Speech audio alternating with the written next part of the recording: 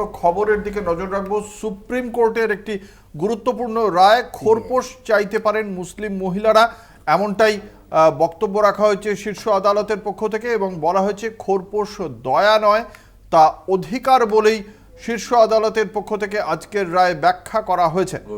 আমাদের সঙ্গে রয়েছেন আমাদের প্রতিনিধি পল্লব চট্টোপাধ্যায়। বিশদে জানতে চাইব শীর্ষ আদালত ঠিক কি জানিয়েছে আজকে এই রায় দিতে গিয়ে। দেখো অঙ্কুর, বিষয়টা হচ্ছে মহিলাকে খোরপোশের নির্দেশ দেয় নিম্ন আদালত।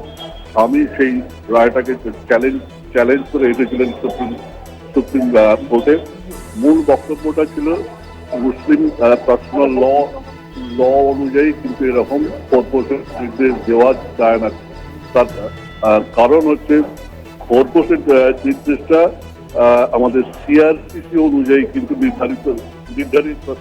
নির্ধারিতটা হয়, কিন্তু সুপ্রিম কোর্ট জানিয়ে দিয়েছে যে না, বিবাহ বিচ্ছেদ সংক্রান্ত বিষয়ের ক্ষেত্রে কিন্তু মুসলিম মহিলারাও সিআরপিসি অনুযায়ী খোরপোশ পাওয়ার যোগ্য।